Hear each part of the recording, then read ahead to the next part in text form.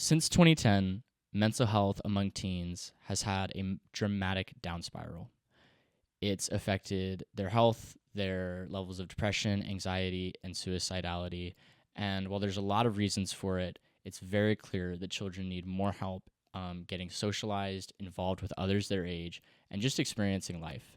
Today, I'm talking to Kindra Gipple, who developed Hope Social, which is accomplishing exactly these goals. Kindra, how are you today? I'm good. Thank you. Sweet. Yeah, absolutely. I'm ecstatic to have you on the podcast. Oh, thank you. I want to talk to you about Hope Social, what it is, where it came from. Mm-hmm. I really have a million questions, but let's just start with who are you? Okay. Oh, well, that's a big one. So I actually grew up in the Midwest, lived in a lot of small towns, so kind of had that, that small town upbringing in Iowa. So I went to college at Iowa State University and then moved to Colorado, where I was a teacher for several years. And then after teaching, I really just felt like I wanted to work more one-on-one with kids. So I went back and got my master's in psychology and started working in the mental health field at that time. Did that for a while, and then we ended up moving to Seattle, and I was on bed rest with a pregnancy, so I was out of commission for quite a while during that pregnancy, and after that just stayed home with my kids for a while. And then we made a move to Arizona. And at that point, we had 3 kiddos, and shortly after arriving here, I went back to work. We actually ran a sports company. Oh, cool. So it was kind of cool because I was back working with schools again. So we worked with a lot of the school districts around Arizona and provided them with sports on campus through our programs. We provided all the coaches and things. And I did that for probably like 12 years. And then we sold that company. But a big reason we sold it was because I started getting this yearning to start something for our teens and young adults. And it was just one of those things. It was on my heart. I'm like, we need something different here. We need something special for these kids that are struggling. And it was like you said, that is when we could see that the mental health was plummeting. Anxiety and depression were on the rise. Suicide was on the rise. And so rather than go back and do it as a therapist, I thought, I want to start something different and something unique. So I went back and got my life coach certification and decided that when I started Hope Social, I was going to do it more as a coach and do a group coaching program. So that's kind of like my whole background as far as where I've been with work and that kind of thing, and leading up to how we ended up at the Hope Cool. Social. Yeah. So it seems like you have a lot of experience working with kids. I do. Yeah. Let's start here. What is Hope Social? So Hope Social is a teen and young adult mental wellness and peer support program. And the whole premise of this is that our kids need connection.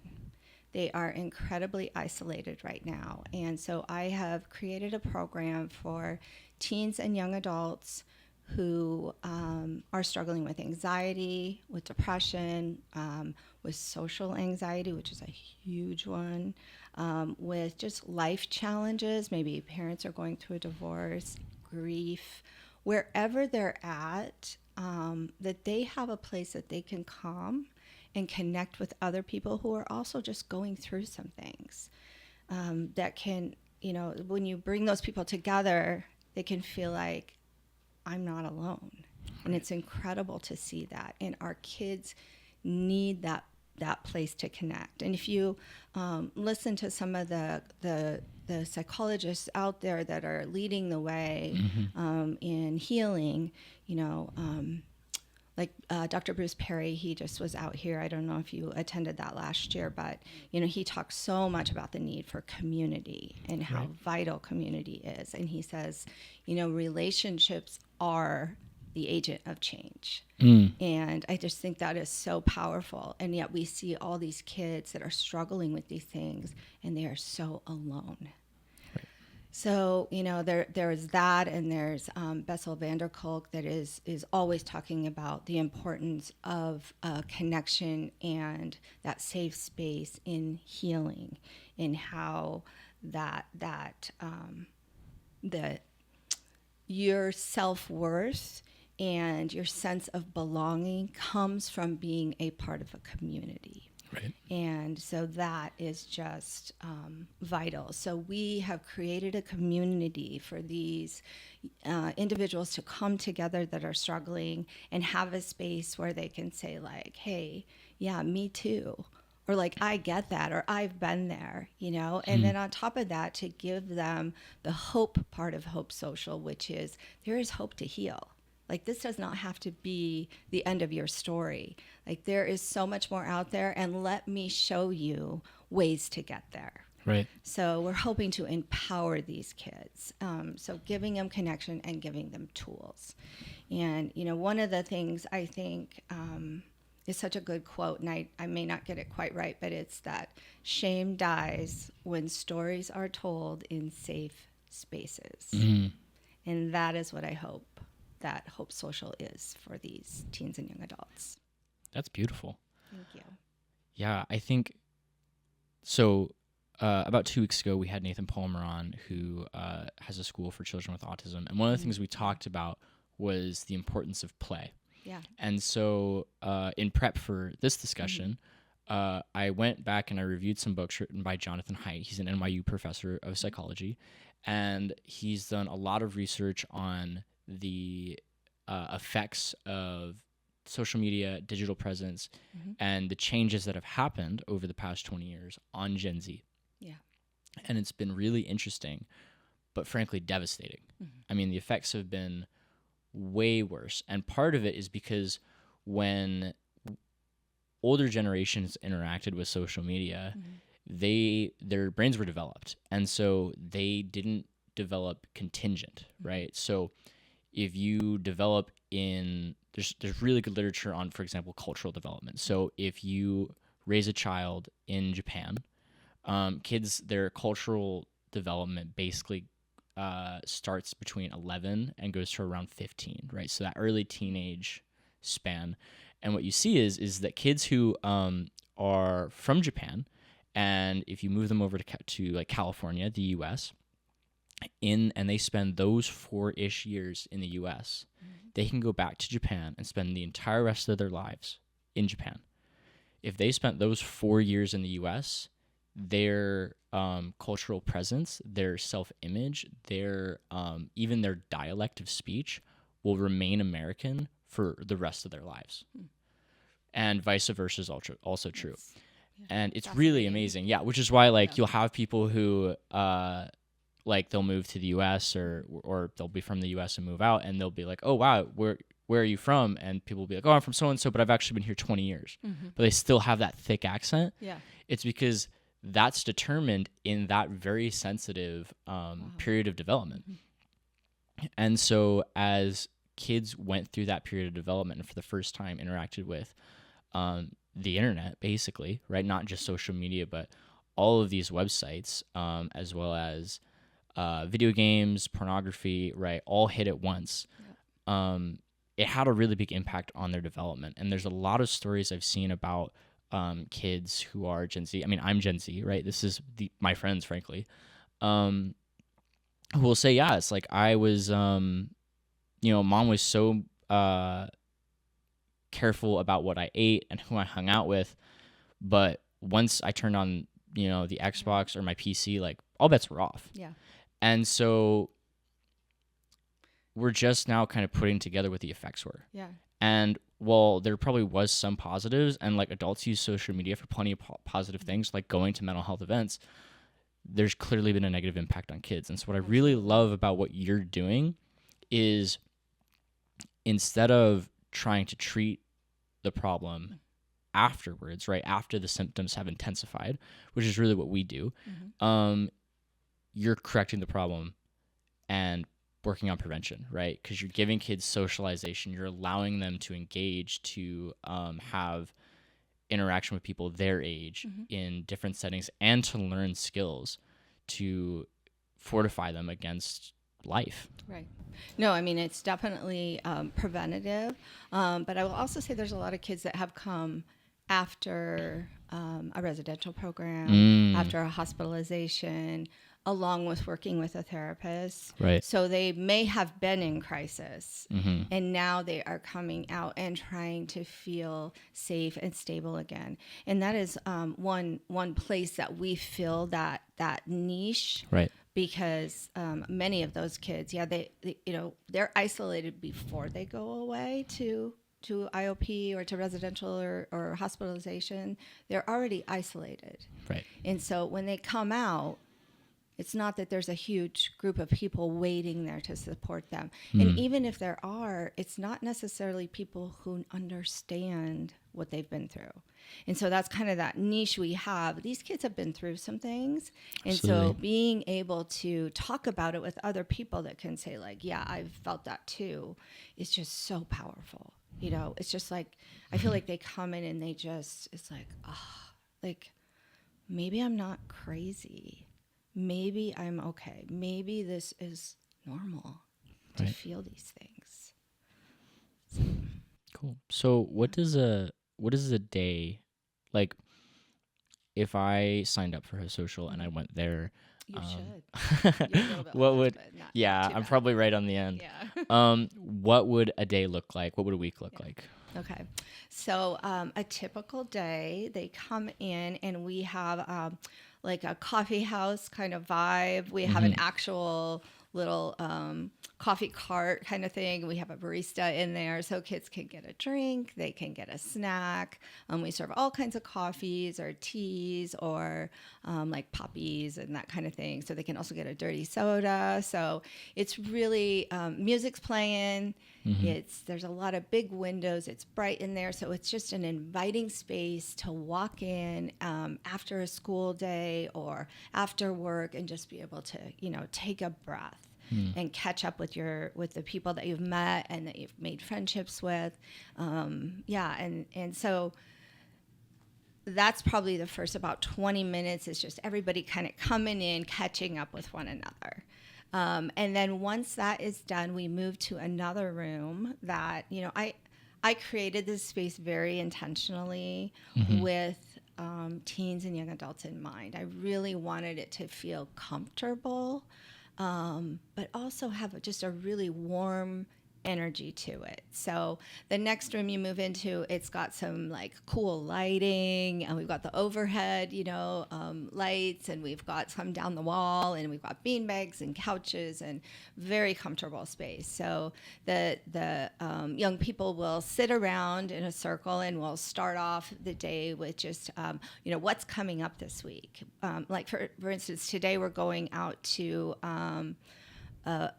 like a pumpkin patch kind of thing. Cool, and we are hanging out. They have a ropes course and corn maze and all of that. So we are doing that this afternoon and looking forward to that. So we kind of talk about fun things that are coming up. We have a Halloween party coming, and we do all kinds of just fun things together as well. So we'll talk about that. Some of the young people last month said, let's do show and tell.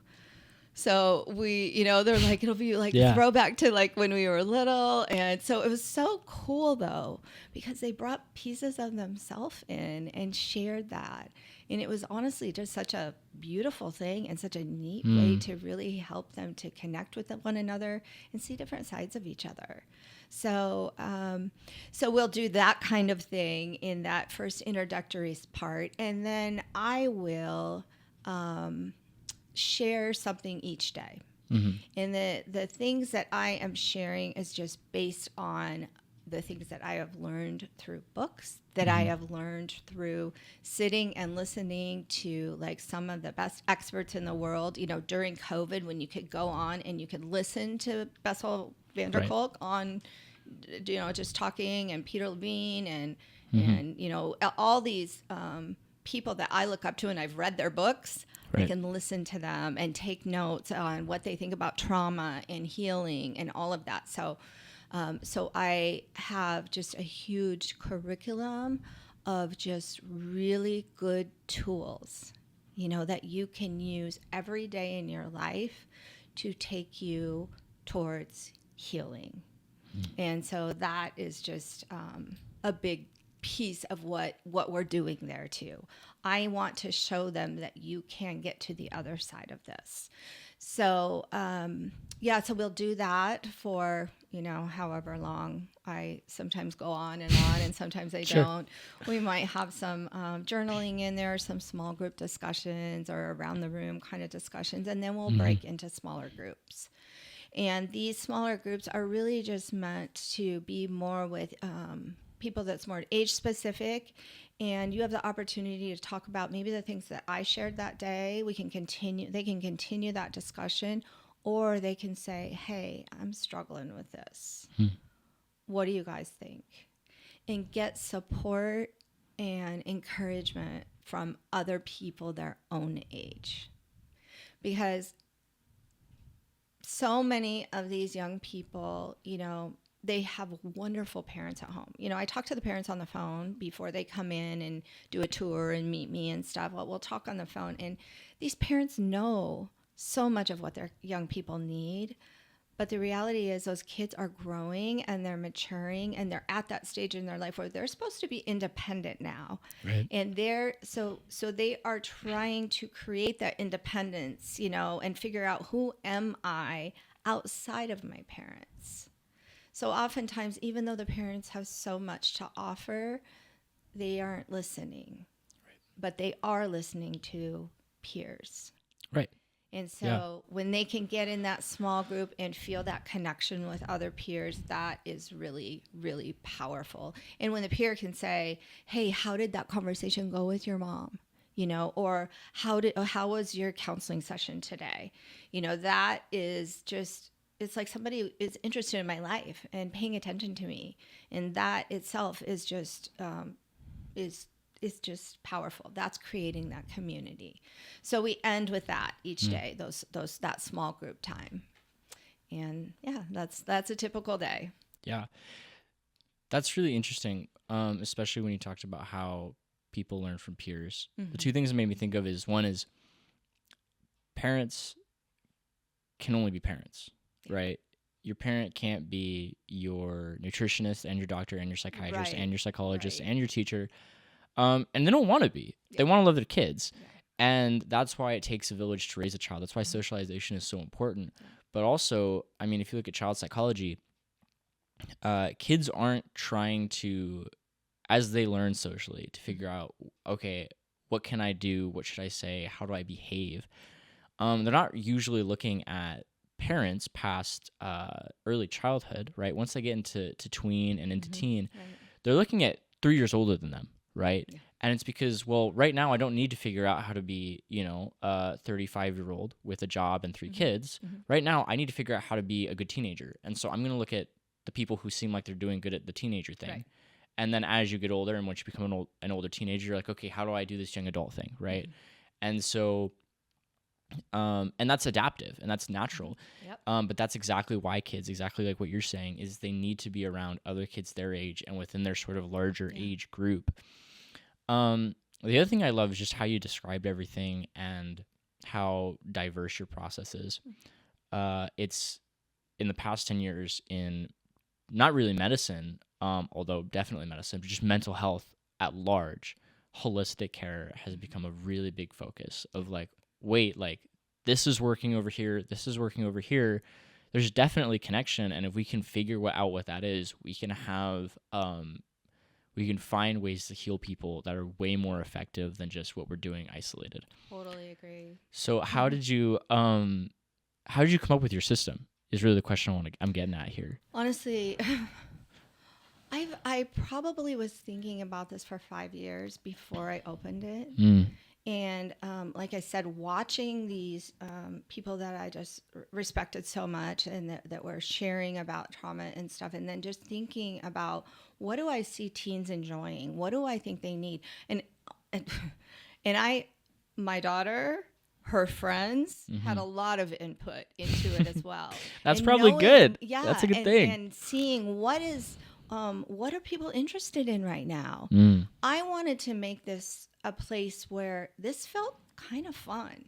Yeah, we're working on our healing, but we don't have to be miserable doing it. Right. We can be also laughing. Mm-hmm. I mean, there are tears shed, and that happens because people are sharing. They are sharing difficult things, but there's a lot of laughter going on too. Yeah.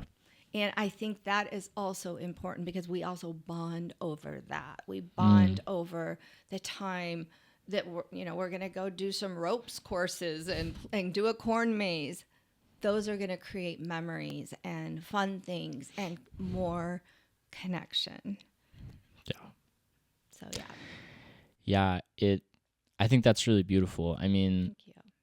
That's exactly what, not even just kids, but it's what humans need, right? Is we need So intimacy. We need, we're tribal creatures, and usually or often I think that gets talked about in a negative context of like, oh, well, humans are so tribalistic, and we always hate people that are different than us, but it's also like humans seek out a team. Yeah.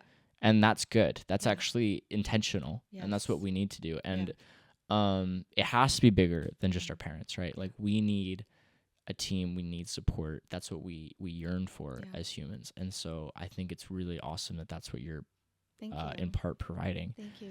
Yeah. And when you say the word human, that is what I talk about with the kids too, because so many of them are identifying right now with their labels. And,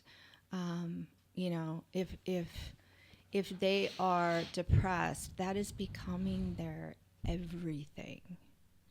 The social anxiety, it is ruling their lives.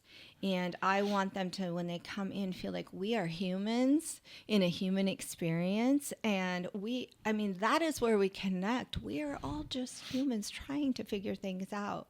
But I just feel like there's so much identity that is happening within the labels we're carrying.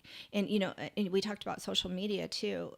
It's happening there too, because somebody that is carrying those heavy labels are going to, when they're scrolling, if they're going to end up pausing a little bit more on somebody else who's struggling with depression, right, or who's having suicidal thoughts. And the algorithm is going to feed you more and more of that same thing.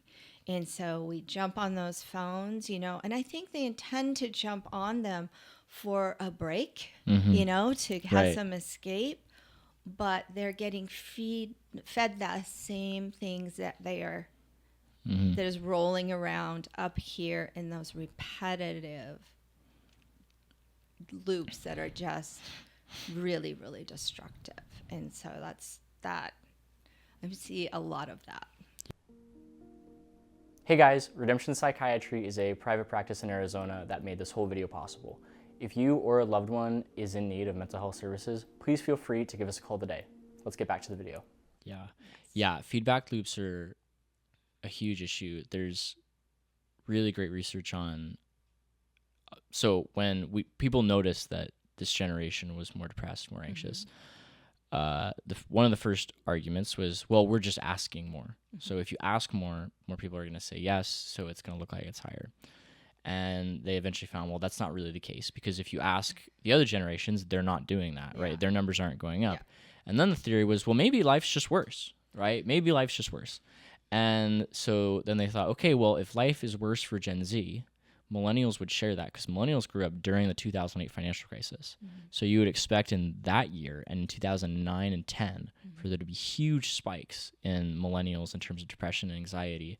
And then for millennials and Gen Z to sort of crop back up throughout the mid to late 2010s as the economy improved.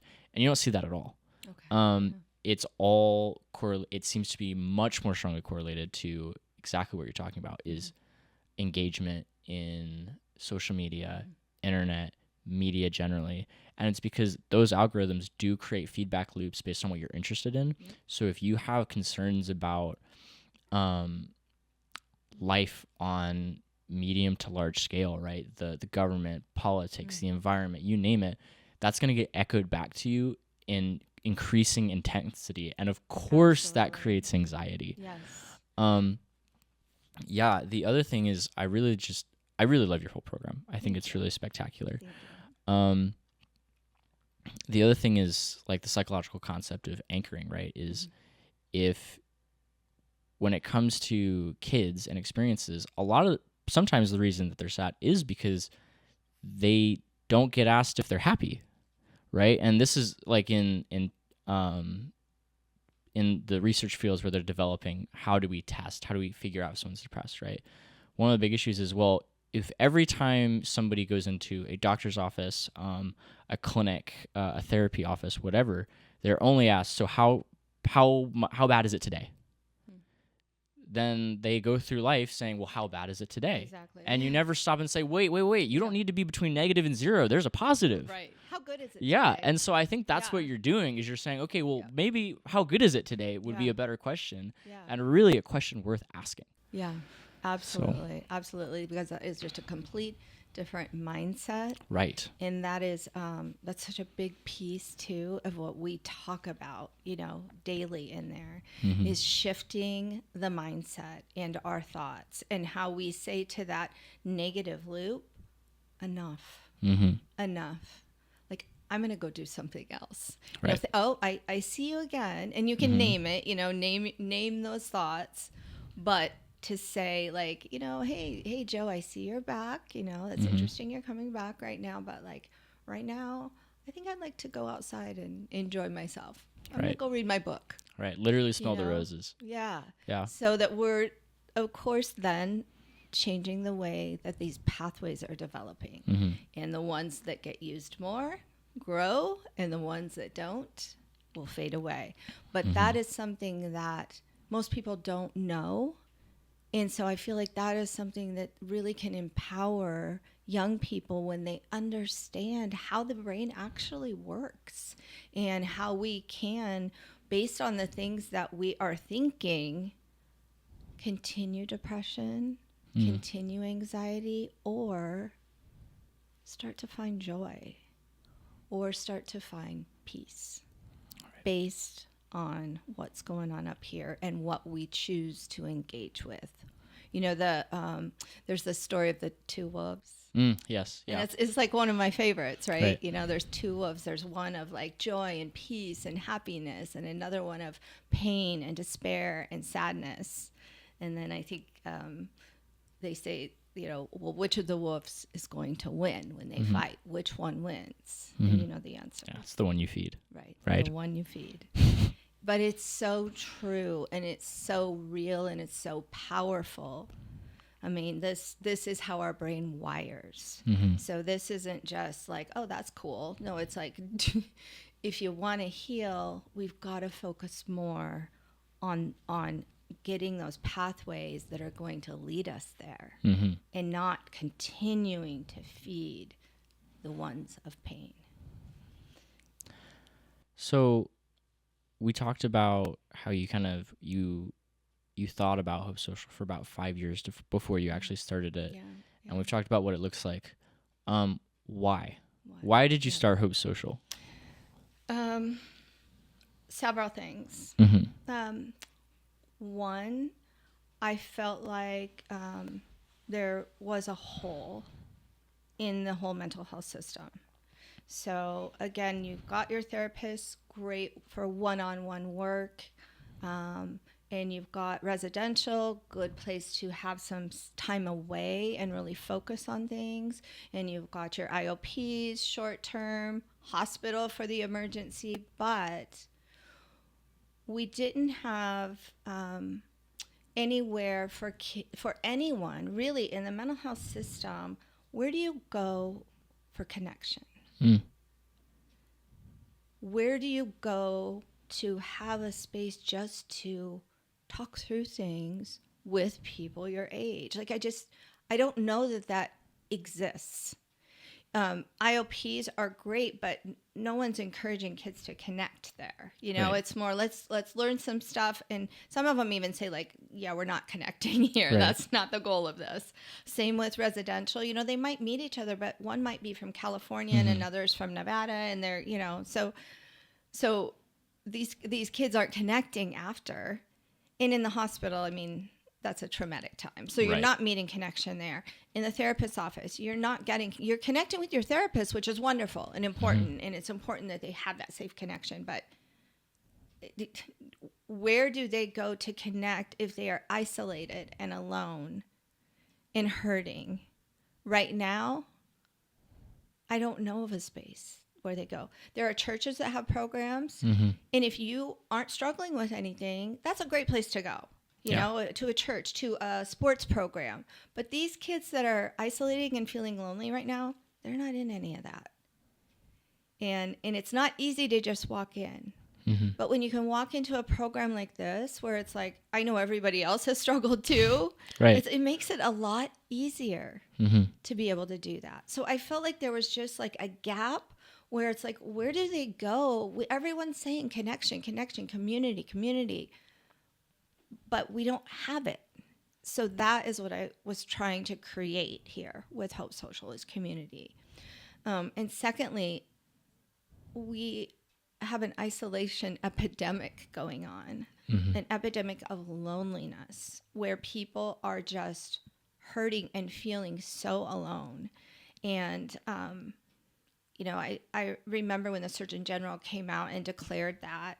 And I thought, geez, I'm seeing it. I'm seeing it up and down my block. I can say, in this house, there's a kid here. I know he doesn't ever do anything outside of the house. And I know there's one here. And, maybe my nephew or my, friend's son or daughter, they come home from school and they go straight to their room, or they're not even in school anymore.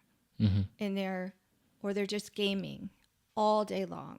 And Right. sleeping, and then gaming, and then sleeping. And you hear them laugh, you hear them giggle. You think, oh, they're connecting. But that's not connection. It's not real. They're not in life. And so I'm seeing so much isolation. But when the Surgeon General came out with that, at the end of the report, he said, there is a solution for this. And that is human connection.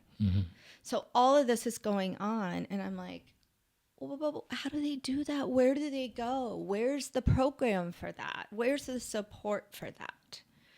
And I know parents everywhere feeling the same thing. Like, my kid doesn't leave their room, and I don't know what to do, and I don't know where to go. Right. So that was a huge need. I was seeing that everywhere. And then the other thing is that grief has been my biggest teacher. And I have had just a lot of grief in my life. I lost my mom at 15, went on to lose my first baby right before he was supposed to be born. And then, raised my next oldest son to 18, and then he died tragically. And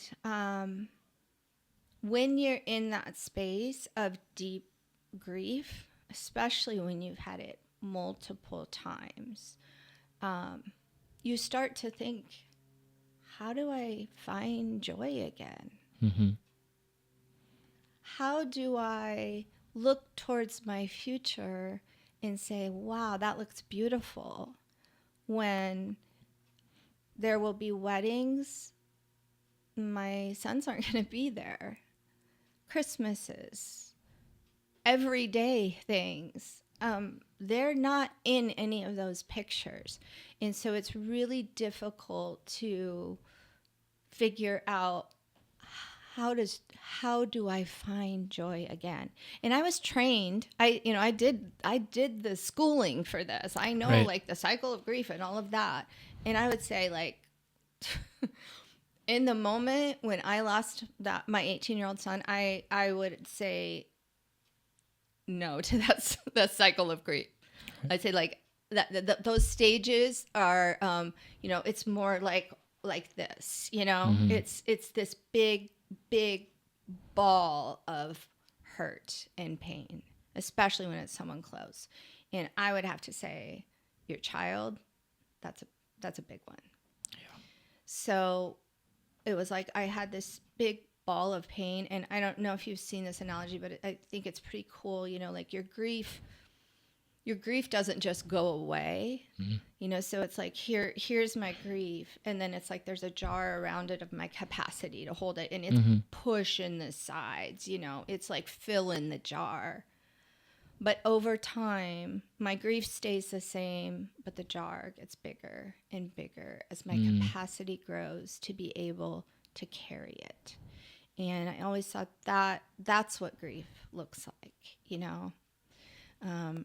because I will always grieve when my son is not present at all of these beautiful things in my future. But like I said, I had to figure out, where do I find my joy again? And I was watching all the trauma, all these people talking about trauma. I was reading every book I could get a hold of. But I remembered a book that I had read, or I picked up years ago and never read, and I decided to grab it. And it was Eckhart Tolle, The Power of Now. Are you familiar with it? I'm not. So powerful. So we were talking earlier about thoughts, right? And the things that we were talking about, that is what he talks about, like our thoughts and which ones we're choosing to be a part of and which ones we're choosing to let go. Same with Michael Singer. He's written a fabulous book. I can't remember the name right now, but same kind of thing. It's all about our thoughts. And so learning how to, rather than focusing on, I've got this ball of pain, but learning how to not always let that ball of pain be what's filtering through me every single day. I used to wake up in the morning, and as soon as I'd wake up, my brain would say to me, Zach died. Zach died. And that was what I'd wake up to. And I would be off in this cycle of pain. And it was horrible. But then I learned about how that subconscious mind, is still kind of moving in the morning, and how it's our job to rewire that, to start teaching it to look for something else and to pay attention to other things. So in the morning, I learned to say, this is going to be a great day. And over time, my brain started looking for ways that it would be a great day. And I started choosing to find joy, choosing to see beauty, because I wasn't seeing it. It wasn't that I wasn't wanting to see it. I didn't see it, and I didn't know that I could separate from the ball of pain and focus on the good. And the other piece that Eckhart Tolle really focuses on is then being present and living in the present moment. And that is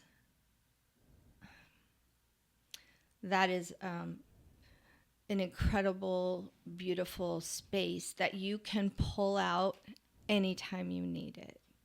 So when you are in, the past, they say that, past is the pain, past is where the hurt lies, the trauma lies, all of that is in your past. In the future is where worry lives, and fear and anxiety. But when you can come back to the present moment, like we're just sitting here in a chair, just us and Tim, the cameraman. Yeah. Hanging out and enjoying this time together. Yeah.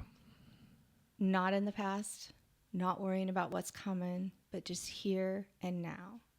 And so these are the the nuggets that I want these kids to know, because these are things they can take with them for a lifetime. And I will tell you, there was a moment it became clear to me that I had to figure something out. And it was, I was driving. This was about 5 years after I'd lost my son. And I was still just, people would say, "How you doing?" And I think they thought I should be fine. It's been 5 years, lady. That's just not how it works. Unless you have tools to get out and to, you go into the pool and you swim in the grief a little bit, and then you get out and you have to shake yourself off and you have to move on to the good, to the positive. But I'm driving down the road and I think I'm doing okay, but I'm just in a lot of pain still, a lot of tears still. I'm driving, and if you know the Southeast Valley, there's a road called Ocotillo, and it goes right into Intel, and so it basically ends in the Intel parking lot. So I am driving opposite of that, and the light is green, and I'm heading through, and I notice out of the corner of my eye a semi coming. And I don't think he realizes that there's a stoplight there. He's going into Intel, and he's just barreling down. And I see it, and I know he's so close to me. I've already passed the point of stopping, but I see it, and he probably missed me by tiny, tiny bit. He slammed on his brakes as I'm going through. And it didn't really affect me. And that's when I said, I've got to figure this out. I've got to figure out why that wasn't bothering me. I have to be reconnected with life. I have to find joy again. I have to have things that I'm looking forward to. I have to do this for myself. Would you say at that point it was like apathy would be the best word to describe? Yeah, numb too. Just, numb, and I was having, dissociation at the time, and, I didn't have anxiety in the beginning really much, except if my kid was late or anything like that, I'd have all that fear and all that anxiety. Absolutely. But I was just kind of just really numb inside. And when I started to learn to heal, when I began to feel joy, when I began to say, oh, I don't want to go down that road of those thoughts right now. Like, I'm going to save that for later. So no, thank you. I'm not going to go on that spiral with you thoughts. No, thank you. I'm going to go over here. And I'm going to focus on, going for a walk today. I'm going to walk every day. I'm going to enjoy that. I'm going to go to the gym. I'm going to hang out with my family. I am going to choose the woof that is the joy and the hope and the goodness and the beauty. I'm going to feed that woof. I'm going to feed him good. And I want that to grow. But it was a choice. But what I realized through that was we've got tools that can change our outlook on life. And because I did it myself, I know this to be true, and I know what a difference those tools have made in my life. So knowing that, it was like, I got to tell people about this.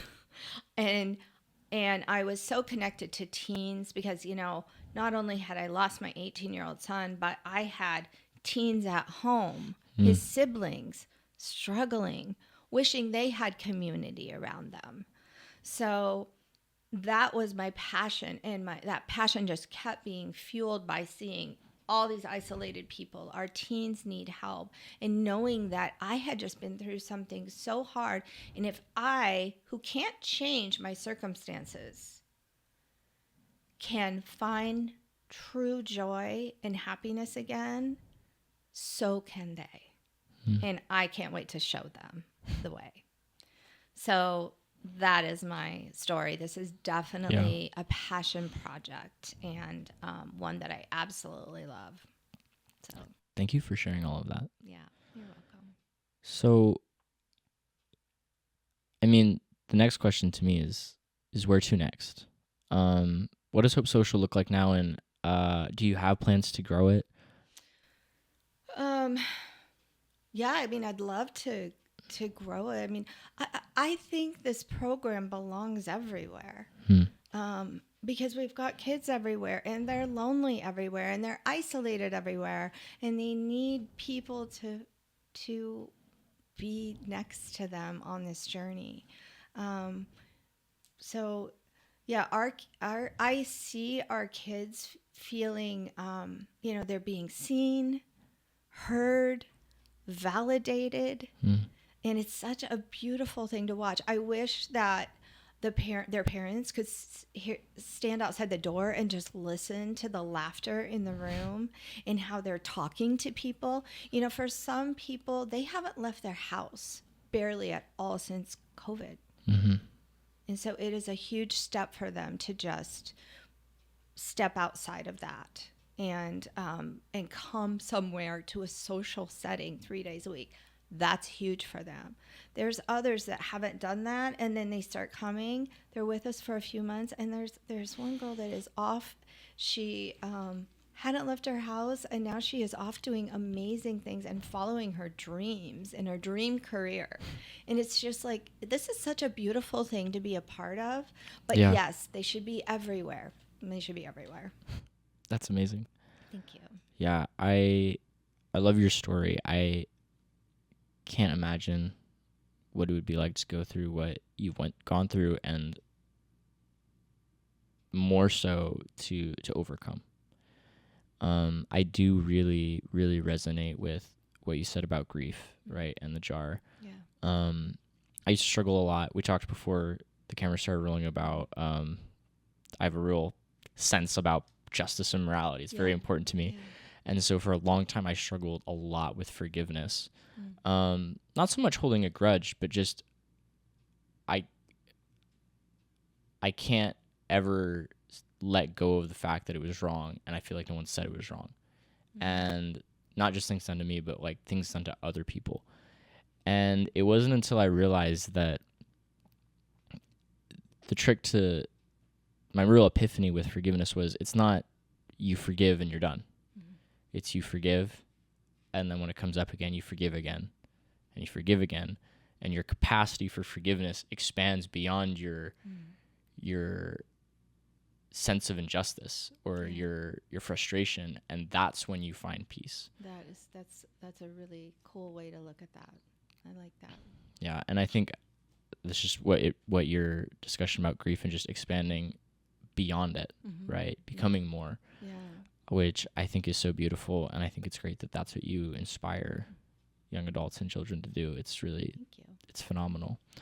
So, well, one question I really want is, where can we find you? How do people get involved, get connected? Yeah. Well, our website is hopesocial.org, and on there, if you're interested in more information, you can, there's a form right on there that you can fill in, and it'll email us, and we will reach out and get in touch with you. We are also on Instagram, Facebook, and that's Hope Social AZ. Cool. And even though, yes, I'm not a huge fan of social media, I am on there because you got to let them know where to go. Right, absolutely. I hope to inspire them. I try to keep that page all about healing, and hopefully it's putting good things out there for people. So, yeah. That's phenomenal. Well, thank you so much for talking to me today. You've been an absolute delight, and I hope to see you again soon. Thank you. Yeah. It's been wonderful being here, and I appreciate you having me. Hey guys, I hope you enjoyed that video. Redemption Psychiatry is a private practice located in the greater Phoenix area that focuses on mental health with advanced treatments for depression, anxiety, ADHD, OCD, and a whole lot of other mood disorders. If you or someone you know is struggling with mental health, please feel free to give us a call today or go to our website and set up for a new patient appointment. Thanks.